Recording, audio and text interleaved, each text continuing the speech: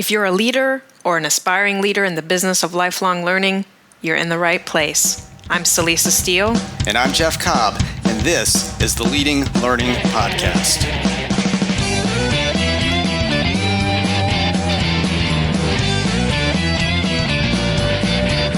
Hello and welcome to episode 141 of the Leading Learning Podcast.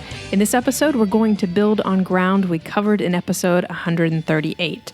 In that episode, we discussed four major themes that we described as the 4 C's of the current learning landscape.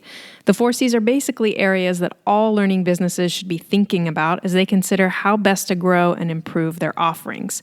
After wrapping up that episode, though, we realized that there was an important 5th C that we should have included. Before we unveil the 5th C, though, we want to introduce our sponsor for the third quarter of 2018. And that sponsor is Next Thought.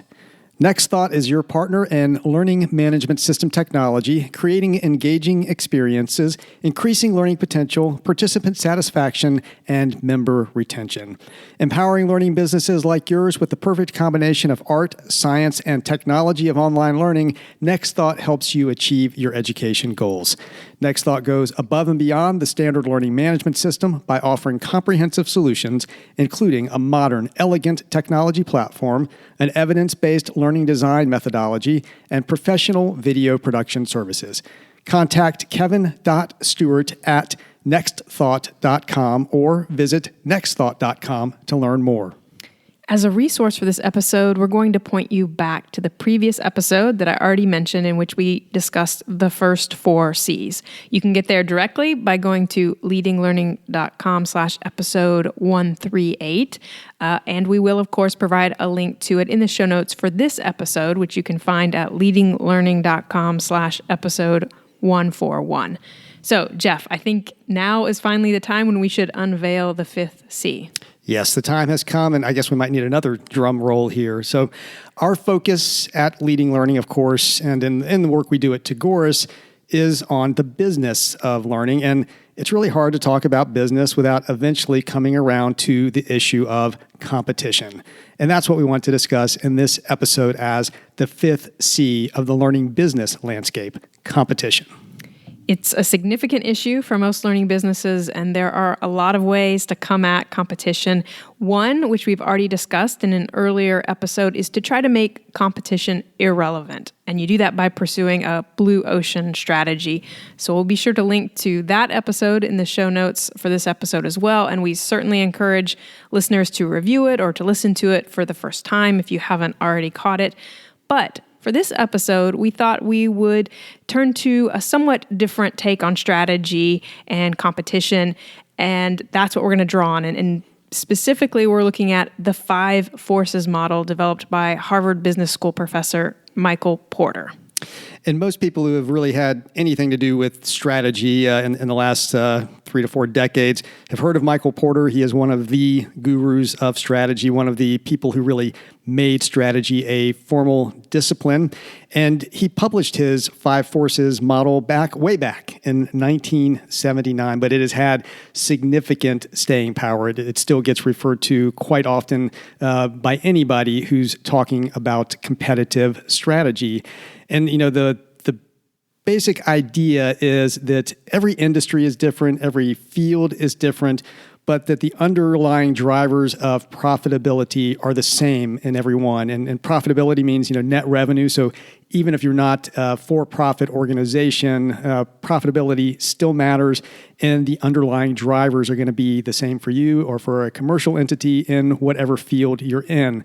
So the 5 forces that Porter describes really determine the competitive structure of an industry and its profitability. And an industry structure, together with a company or an organization's relative position within that industry, are basically the 2 drivers of that organization's profitability. So you analyze the 5 forces in order to help you anticipate what the shifts in the competition are going to be, and how the shape of the industry is going to evolve, and how to find better strategic positions within the industry. And so from our standpoint, it's a fantastic tool for diagnosis. And we're very big on diagnosis as a part of strategy, really understanding your situation, really understanding what's going on. And we think for just about every learning business, you really need to understand these 5 forces that we're going to talk about. So we'll start with the first of those 5 forces, and this is the threat of new entrants. So one way to come at this is to imagine that if you wanted to, could you go out and start your own education business tomorrow? How would you go about it? And if you were going to go out on your own and start a learning business today, what would you do? The point is that it's just not that hard to enter this market. The barriers to entry are low for any person or organization that has access to a reasonable level of expertise in a particular field or topic, a little Articulate, some GoToWebinar, and a free or low-cost learning platform. That doesn't take that much. That's taking the online route, of course, but even organizing, managing, and promoting face-to-face education is a lot easier than it used to be. So in general, it's easier than ever for new entrants to get into the education business, thanks in large part to technology changes. So the threat of new entrants is pretty high. And most learning businesses that we've worked with are seeing this shift. If there is any significant demand for education in the market that you serve, then you've almost certainly seen new providers enter the market over the past several years.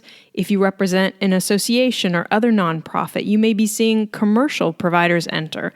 If you are a commercial provider, you may be seeing new companies pop up.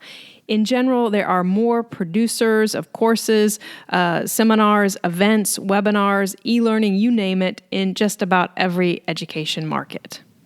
But we'll stress that it's not just about production. There are an increasing number of companies that are becoming what we've called market makers. So they're providing not just tools for creating and publishing courses, they're not just providing courses, but they're also providing a ready-made marketplace and all of the necessary tools for selling, including a doorway into corporate and institutional training departments. And this group includes companies like Udemy, for example, which has become a sort of Amazon.com of online courses.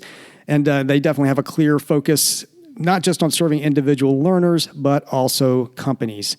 And all of this makes for really a very competitive market environment in which learning businesses really have to be nimble, and they really have to define and articulate their distinctive value to prospective learners. Definitely. And we found that a key protection many existing learning businesses have against that threat is brand and the loyalty that brand can inspire. If you're an established go-to provider in your market, you definitely want to do everything you can to sustain and strengthen your brand through value, as you just mentioned, Jeff, and also through great customer experience. And that reminds me of the interview you did with Jay Baer, so we'll make sure to link to that in the show notes. And so to help with these efforts, this idea of really reinforcing your brand, we also want to point to an episode we've done on using our value ramp, and that can be a great tool for identifying and managing value. So we'll point to both of those in the show notes for this episode. Now, let's move from the threat of new entrants to the bargaining power of suppliers. That's the second force, the bargaining power of suppliers. So who are the suppliers that you deal with?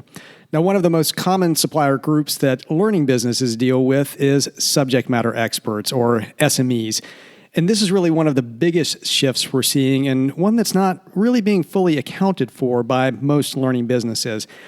Now that technology has made it so easy for an SME to offer a webinar on her own and connect directly with members and customers via social media, what's to stop that SME from entering into direct competition with you and becoming the first threat that we just talked about, the threat of a new entrant?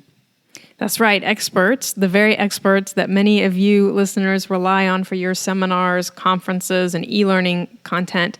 Those experts now have a wealth of support for taking their content online and monetizing it. There are any number of companies now providing easy-to-use platforms with lots of educational support for helping instructors make the leap to online successfully. Jeff, you've already mentioned Udemy, but that's just one of many examples, and we'll be sure to link to a post that highlights many more of these types of companies that are out there.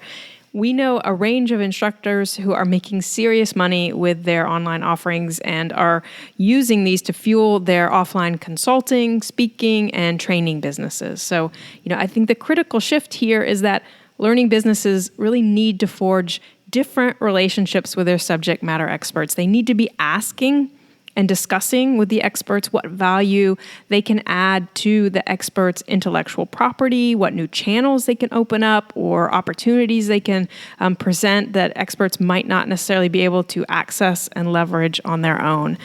For learning businesses that rely on volunteers or low-paid presenters, we may also see a shift toward needing to pay to get the best, or at least the highest level of combined expertise and teaching talent.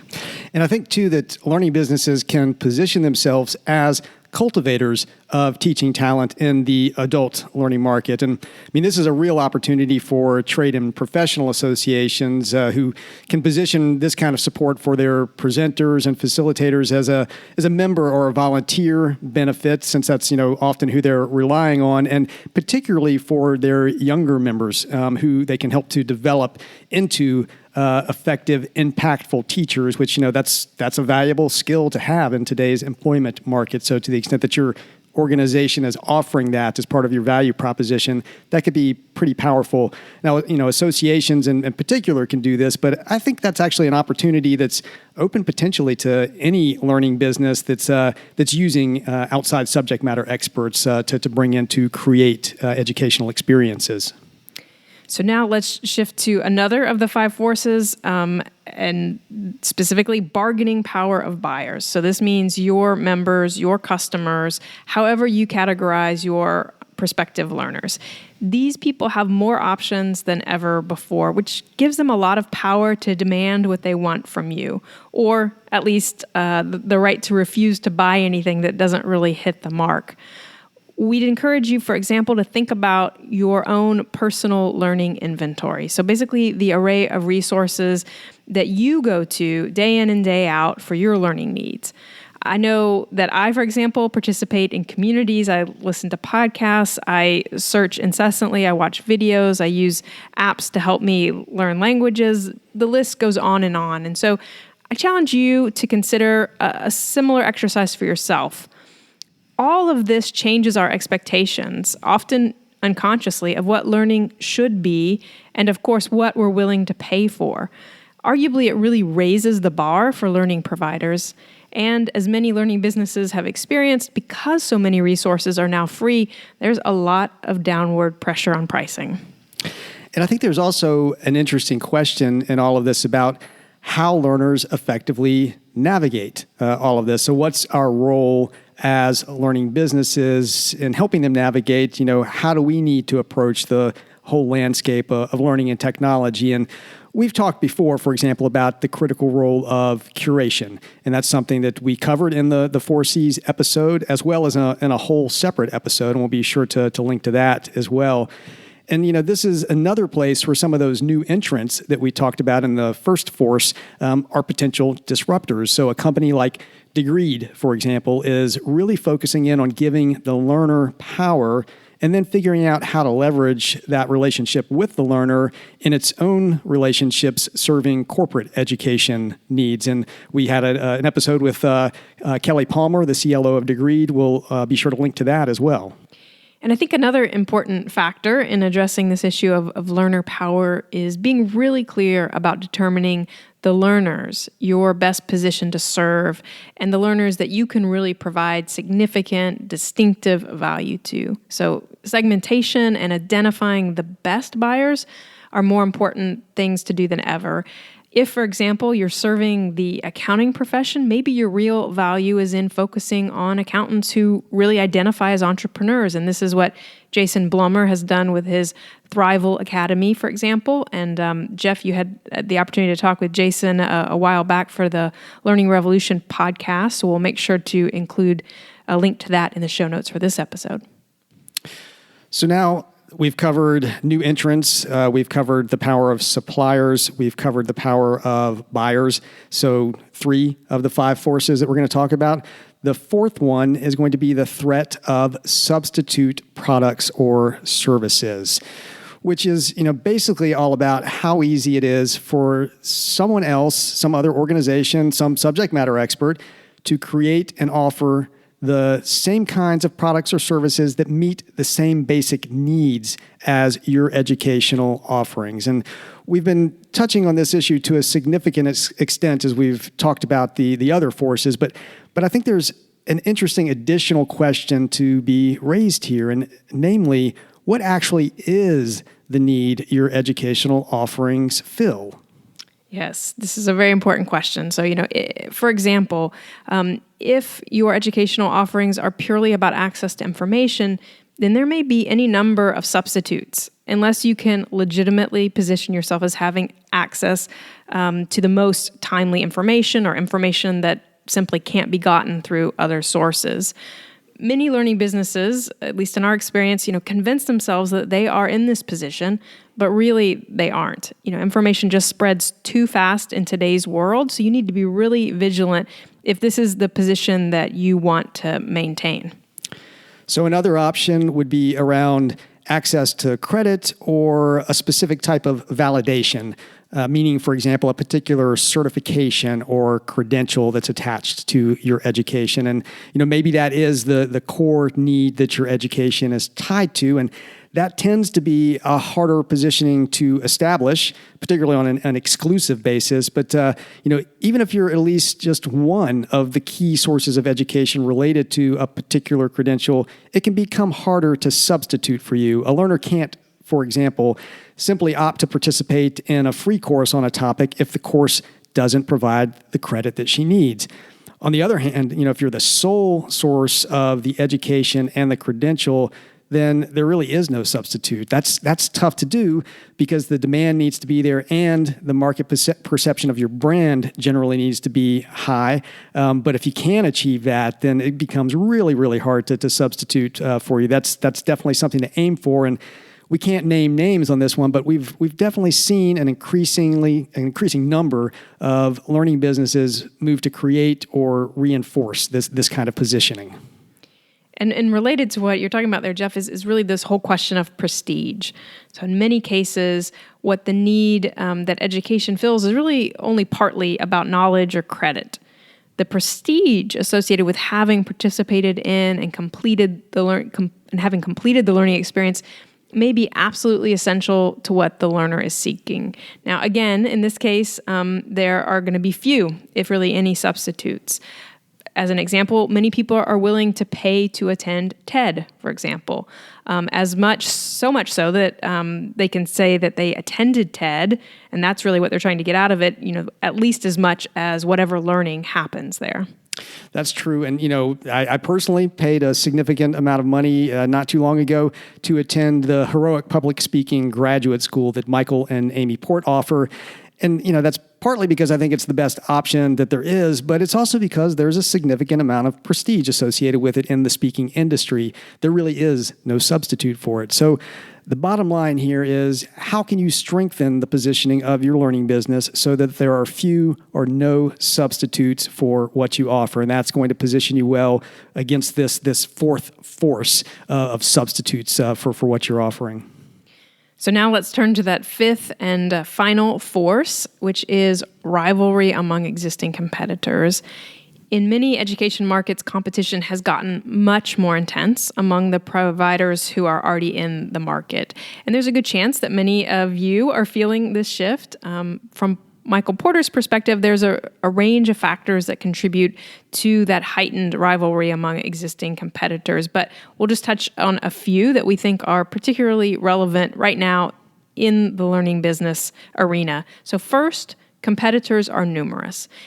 And as we've already noted, we're seeing more providers enter most education markets for all the reasons that we've been discussing.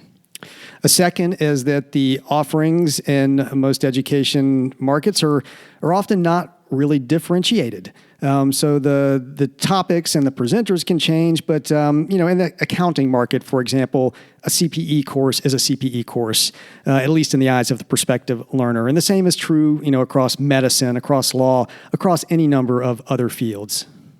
Another point is that brand loyalty is insignificant. As we've noted on many occasions, many learning businesses simply don't have a strong brand for either their business or their offerings. And then buyer switching costs are low. This is symptomatic of markets where the competition, the rival among existing competitors gets intense. So, as we've already suggested by some of our earlier points, learners have more options than ever, and it's just usually not all that hard for them to switch, for them to jump from provider to provider for whatever they need for their education. And then finally, there's an excess production capacity. So as we noted at the very beginning, barriers to entry in the field of learning businesses are low, and that's causing a glut in the market, and it's leading to a sort of bloody red ocean conditions, which we discussed in our episode on blue ocean strategy. And so, of course, the high-level response to all of this is that learning businesses are simply going to have to be much more strategic, whether that means striving to differentiate and compete effectively in a crowded market, or whether that means trying to make that leap to a blue ocean where you can make the competition irrelevant. But you're going to have to come up with the ways to deal with however these 5 forces are playing out for you. And, just to recap them, we talked about the threat of new entrants. We talked about the bargaining power of suppliers. We talked about the bargaining power of buyers. We talked about the threat of substitute products or services. And then finally, we talked about the rivalry among existing competitors. All are factors, all are forces that learning businesses need to reckon with. So on that note, we'll wrap up discussion of this 5th C. Hopefully you found plenty of food for thought in it, as well as some resources and insights to help you get a handle on competition in your market. To get show notes for this episode, go to leadinglearning.com/episode 141. And be sure also to pay a visit to leadinglearning.com/episode 138 to listen to the episode on the 4 C's if you haven't already. And while you're there at the show notes, you'll see various options for subscribing to the podcast. And if you're getting value out of what you hear on Leading Learning, we would be truly grateful if you would subscribe. We'd also be grateful if you'd take just a minute to give us a rating and a review on iTunes. You can do that by going to leadinglearning.com/iTunes. We really appreciate your ratings and reviews, and those reviews and ratings also help others interested in leading learning find this podcast. And we'd also be grateful, in fact, we're just full of gratitude, if you would take a minute to visit our sponsor for this quarter, Next Thought. Celisa and I put a lot of time and energy into the Leading Learning podcast, and one of the reasons we're able to do that is because of the support of sponsors like Next Thought. So please visit nextthought.com. And please consider telling others about the podcast. You can send out a tweet by going to leadinglearning.com/share, or if tweeting isn't your thing, pick another communication method of your preference and spread the good word. Thanks again, and we'll see you next time on the Leading Learning Podcast.